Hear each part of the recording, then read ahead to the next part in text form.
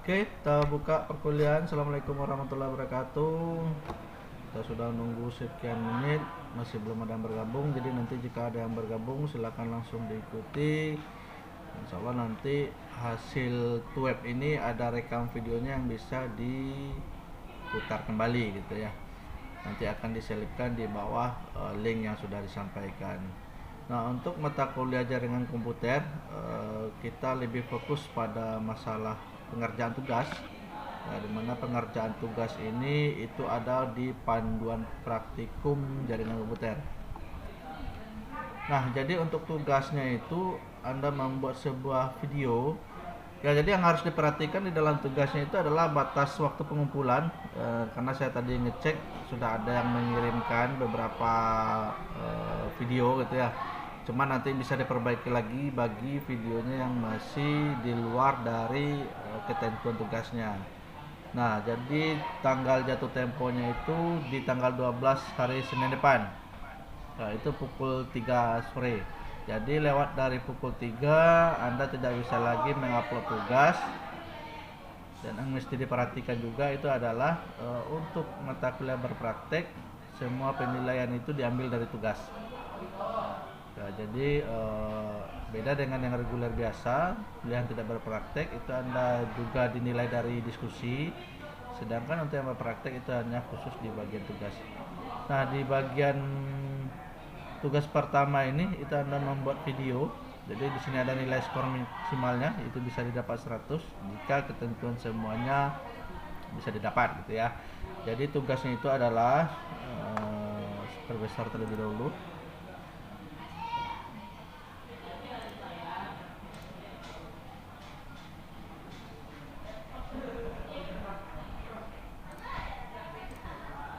Nah, jadi ini dia tugasnya itu. Yang pertama, pelajari panduan praktik, ini nanti akan kita bahas. Nah, kemudian yang dibuat itu adalah sebuah kabel dengan susunan strike. Ya, jadi kabel susunan strike, kemudian lakukan pengujian dengan menggunakan lantai setir atau menghubungkan ke perangkat lain. Ya, jadi selain menggunakan LAN starter, di sini ada pakai atau bisa dihubungkan lewat PC to PC untuk memastikan kabel ini berjalan dengan baik. Dan cuma dengan kabel strike tentu saja nanti tidak bisa dihubungkan kartu PC, berarti bisa gunakan switch dan lain sebagainya gitu ya. Jadi gampangnya pakai LAN tester lah gitu ya. Laporannya itu dengan mengupload link rekaman video. Jadi nanti videonya itu Anda upload ke YouTube dan linknya yang dikirimkan. Nah, jadi kalau videonya dikirimkan ke learning itu akan memakan kapasitas yang sangat besar, jadi cukup kirimkan link videonya saja. Nah, di mana di dalam video itu ada perkenalan, ya perkenalan Anda tentunya. Kemudian ada langkah-langkah praktik yang Anda lakukan disertai aktivitas kegiatan mahasiswanya. Jadi dalam proses pembuatan kabel itu dijelaskan mulai dari awal apa-apa saja perlengkapan yang Anda butuhkan, apa-apa saja bahannya, kemudian seperti apa pengerjaannya sampai nanti kabelnya itu jadi. Nah, kemudian ini yang poin C-nya itu adalah hasilnya gitu ya, kabel ini jadi gitu ya. Hanya satu model saja susunan kabel strike. Nah, kemudian ada kata-kata penutup dari Anda ketika nanti setelah selesai pengerjaannya. Nah, bagi yang sudah memberikan tugas boleh direvisi sampai tanggal 12 Mei 2025 pukul 15. Nah, jadi sumbernya itu berdasarkan panduan yang sudah bisa di-download gitu ya. Ini dia panduannya. Nah, jadi tugas 1 itu fokus panduannya ada di sini. Panduan ini ada di 2 aktivitas belajar, jadi silakan diambil. Nah, di sini ada pendahuluannya. Kemudian ada tujuannya, silakan dibaca nantinya. Kemudian ada ruang lingkupnya. Jadi ruang lingkupnya itu yang pertamanya adalah alat jaringan, kemudian ada implementasi TCP/IP sama simulasi jaringan menggunakan Cisco Packet Tracer. Nah, kemudian bab 2-nya itu adalah prosedur pelaksanaan praktek ataupun praktikum. Jadi ini ada persyaratannya, kemudian materi prakteknya itu mahasiswa mampu membuat kabel jaringan dengan susunan strike. Kemudian mahasiswa mampu membuat kabel dengan susunan cross over. Nah, ada 2 model nantinya. Walaupun di tugas hanya cukup 1 gitu ya. Mahasiswa mampu mengecek sambungan kabel strike dan kabel dengan kabel tester ataupun las tester tadi. Kemudian yang ini yang keempat juga mengecek sambungan kabel cross dengan kabel tester. Nah, ini tahapan-tahapannya yang juga harus disertakan di dalam videonya nanti. Mulai dari tahap persiapan, peralatannya seperti apa, kemudian kabelnya. Berarti Anda harus beli kabel gitu ya. Di kabelnya. Nah, sebagai contoh ini kita punya kabel UTP. Ya, jadi ini kabel UTP. Ini yang nanti harus dimiliki. Nah, untuk perlengkapan saya nggak tahu pasti apakah Anda beli gitu ya, ada LAN testernya sama clamping toolnya, atau mungkin bisa ke kampus UTR terdekat untuk ngecek apakah bisa perlengkapannya dipinjam untuk membuat tugas video ini gitu ya. Silakan lah nantinya seperti apa bagusnya. Nah, di sini ada penjelasan kabel twist pair itu apa. Ya, jadi ini adalah kabel yang digunakan untuk jaringan. Jadi bisa menghubungkan satu komputer dengan komputer lainnya ataupun menghubungkan dengan perangkat device yang lainnya. Jadi di beberapa kasus itu digunakan sebagai media memperluas jaringan antar gedung gitu ya. Jadi yang memungkinkan jaringan ini menggunakan kabel. Nah, secara fisik kabel twist pair ini didefinisikan sebagai kabel pasangan berbelit. Nah, kalau kita lihat ini, nah, ini ada berpilin ya. Nah, ini yang disebut kabel berbelit, kabel pilin gitu ya. Makanya dia disebut twist pair. Kemudian ini untuk hal ini dimaksudkan untuk mengurang atau meniadakan interferensi elektromagnetik dari luar seperti radiasi elektromagnetik gitu ya dari kabel UTP. Kemudian kabel ini juga dikatakan dia memiliki media yang cukup hemat gitu ya, sehingga banyak digunakan. Nah, karena sudah menjadi standar membangun sebuah jaringan menggunakan kabel gitu ya. Standarnya sekarang sudah menggunakan kabel twist pair ini. Nah, keunggulan penggunaan kabel twist pair ini dibandingkan dengan kabel lain itu terutama koaksial. Ya, jadi sebelumnya kalau kita bicara baca sejarahnya, sebelumnya ada kabel twist pair ini kita menggunakan kabel koaksial. Ya, jadi kabel koaksial itu menggunakan konektor BNC. Itu kabel yang selama ini masih digunakan di media televisi. Jadi ketika Anda punya antena masuk ke televisi itu menggunakan kabel koaksial. Dan itu sudah mulai berganti menggunakan kabel twist pair. Dan bahkan yang terbaru sekarang itu menggunakan kabel jenisnya FO ya, fiber optik. Tapi teknologi twist pair ini masih tetap digunakan. Jadi untuk kabel twist pair ini itu ada 2 model gitu ya. Ada yang unsealed, ada yang sealed. Ya, kalau sealed tentu saja dia memiliki pelindung, artinya dia memiliki ketahanan yang lebih bagus dibandingkan dengan kabel yang tidak berpelindung. Nah, kalau kita gunakan di dalam ruangan, biasanya hanya cukup menggunakan kabel UTP atau unsealed gitu ya. Itu berbanding lurus juga dengan harga gitu ya. Harga untuk kabel UTP dengan kabel STP tentu lebih mahal dengan yang kabel STP. Nah, lanjutnya di sini ada keterangan untuk kabel UTP. Jadi dia merupakan kabel twist pair yang dilengkapi dengan pelindung internal. Jadi di dalamnya juga sudah ada pelindung gitu ya.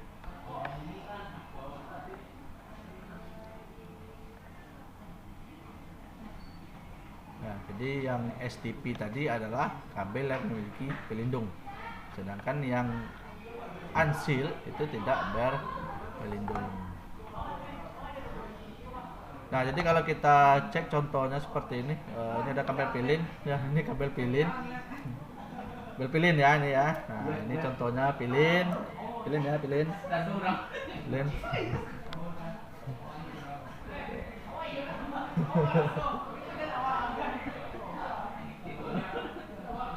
Nah, kabel UTP ini itu ada beberapa kategori. Biasanya di kabel itu disebutkan ada cat-nya. Nah, ini ada cat 6 nih, ini cat 6 nih. Ya, ini cat 6. Jadi kategorinya itu ada dimulai dari kategori 1, kategori 2, kategori 3 sampai kategori D8 ya, D8. Ini berbanding lurus dengan kecepatan. Jadi kategori 6 yang saya punya ini kategori 6, tapi biasanya ketika Anda mau coba bikin nanti untuk tugas cukup pakai kategori 5 aja atau kategori 5E. Jadi untuk yang kategori 6 itu dia bisa mentransmisikan data itu sampai Gbps gitu ya. Jadi sampai 1 gigabit per detiknya. Ya, kalau untuk kategori 5 ya ataupun 5E nantinya itu hanya sampai 100 Mbps. Nah, jadi kategori kabel itu mensupport dukungan untuk kecepatan transmisi.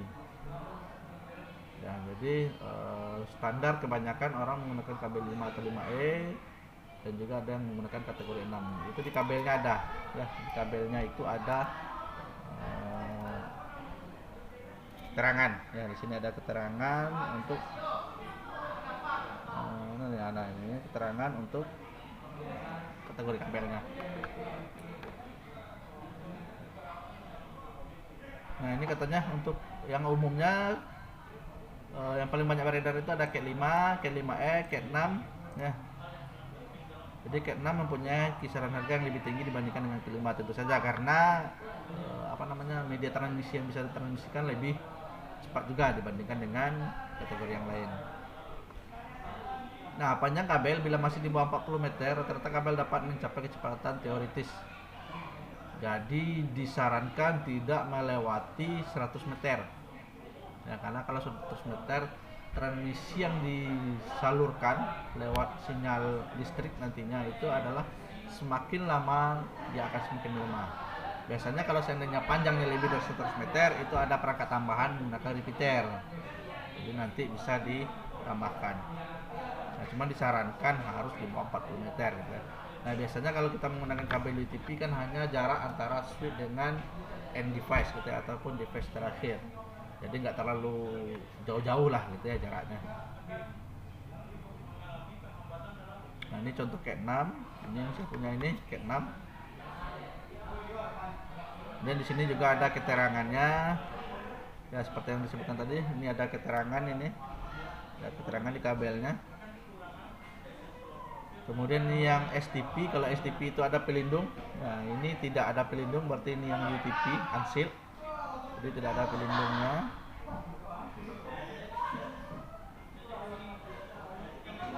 Kemudian juga ada dikembangkan model yang kabel datar. Ya, kalau ini kan masih dalam bentuk bulat ya. Ada lagi yang PP, mungkin banyak beredar di pasaran. Itu yang sudah jadi kabelnya PP. Nah, berikutnya untuk RJ45. Jadi di sini ini yang kabel yang sudah jadi. Ini ada konektornya. Konektor ini bernama RJ45. Nah, ini yang akan menghubungkan antara kabel dengan port nantinya gitu ya. Jadi dihubungkan menggunakan sebuah konektor yang bernama RJ45. Kemudian ada tang crimping. Nah, ini contohnya tang crimping. Kalau seandainya Anda mau beli silakan. Ya, apalagi yang mau fokus di jaringan ini wajib punya.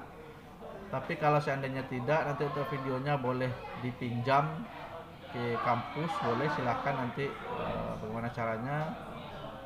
Ini bisa jadi ya. Jadi tujuan untuk tang crimping ini dia banyak fungsi ya. Yang pertama dia fungsinya sebagai pemotong kabel. Jadi kabel ini nanti bisa dipotong, jadi tidak perlu pakai gunting atau pakai pisau.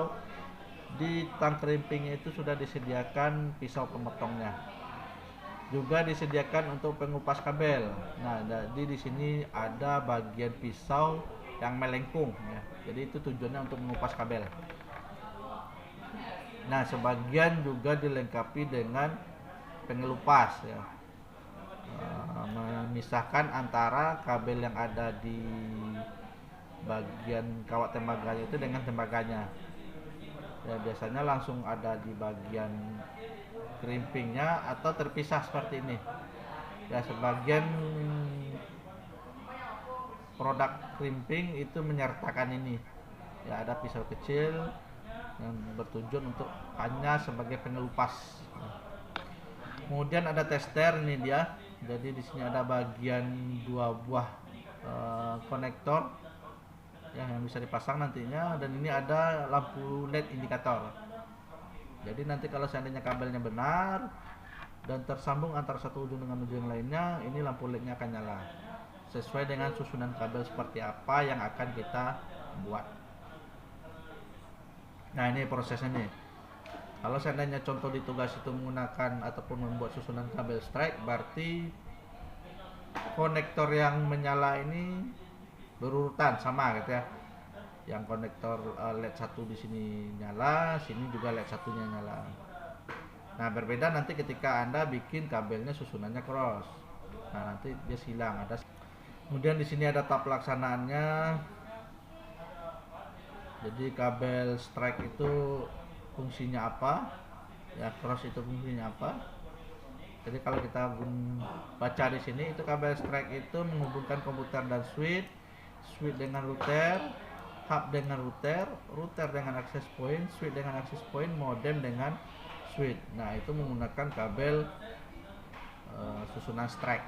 Sedangkan yang menggunakan crossover itu adalah yang perangkatnya sama, seperti komputer dengan komputer, switch dengan switch, hub dengan hub, router dengan router.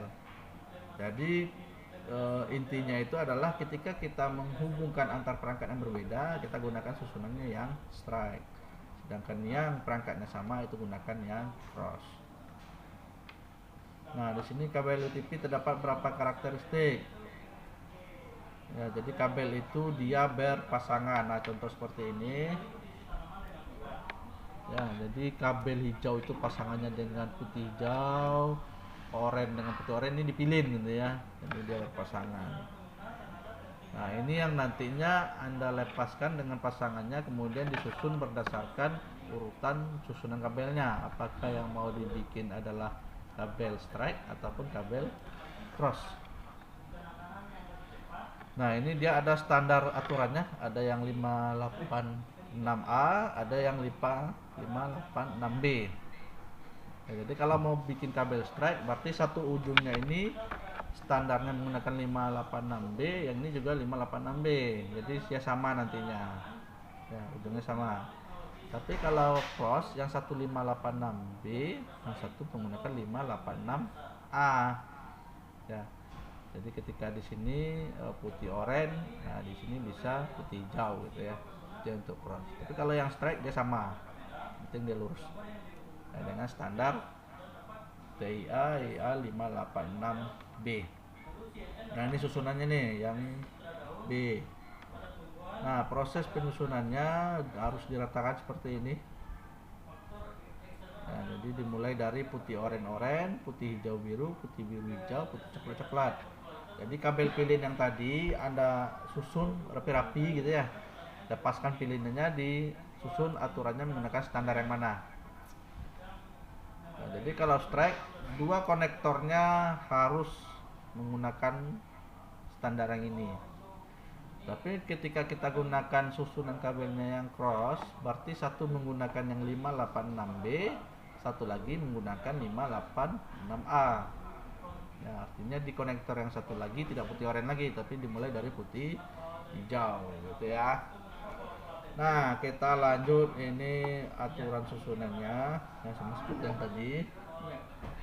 Ya, kita lanjut. Jadi ini kabel yang dikelupas itu disarankan 4 cm. Jadi kabel ini 4 cm gitu ya, biar gampang meluruskannya nanti. Ya, potong 4 cm. Kemudian diluruskan seperti ini, yang di rebonding gitu ya. Kemudian dirapikan dan disusun berdasarkan urutannya seperti apa. Apakah kabel yang mau kita bikin itu menggunakan standar yang 568A atau yang 568B. Nah, kita lanjut proses penyusunannya. Itu harus rapi ya, harus pasang rapi-rapi, ujungnya rata. kemudian dipasangkan ke konektornya. Ke konektor itu ujung tembaganya itu harus terlihat dan memastikan bahwasannya kabel tembaga yang ada di kabel GTP-nya itu melekat di bagian konektornya. Nah, oleh karena itu kenapa kita harus memotongnya dengan rata, ya biar susunannya bagus dan menempel kawat tembaga yang ada di kabel dengan tembaga yang ada di konektor. Nah, jadi ketika dia sudah kelihatan di bagian konektornya, itu berarti sudah benar gitu ya. Artinya apa? Ketika nanti kalau seandainya dia tidak terlihat dan kabel tembaga ini tidak menyentuh tembaga yang ada di konektor, pada saat kita ngekrimping nantinya itu tidak terhubung. Kalau sudah dikrimping, konektornya tidak bisa dipakai lagi, artinya dipotong dan dibuang ya. Jadi mubazir. Dipastikan benar-benar bahwasannya kabel itu sudah terhubung ke konektornya. Jadi ini proses ngekrimpingnya. Kalau sudah benar, dipasangkan ke bagian crimpingnya, kemudian dipres. Nah, kemudian diuji. Ya, jadi langkah-langkah ini nantinya yang Anda bikinkan di video. Nah, ini yang satu lagi. Berarti kalau diminta kabel strike itu standar yang ujung konektor yang satu dengan yang konektor yang lain itu sama ya.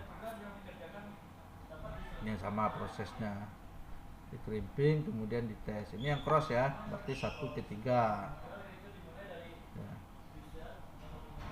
2 ke 6 nantinya, berarti 3 ke 1, 4 ke 4, 5, 5, 6, 2, 7, 8, 8. Jadi pelaporannya itu adalah perkenalan, kemudian langkah-langkah seperti yang tadi yang divideokan, kemudian hasilnya seperti apa ya. Boleh dites ke testernya atau ke perangkatnya gitu ya. Jadi kira seperti itu untuk penjelasan tugas. Nah, sampai di sini itu masih belum ada yang bergabung. Jadi silakan nanti videonya dicek. Kemudian jika ada diskusi silakan ditanyakan lewat forum gitu ya.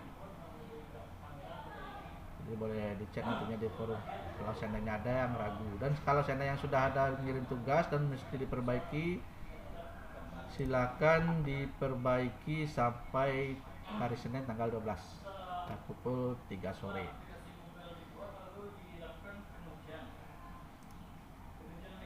Oke, mungkin sekian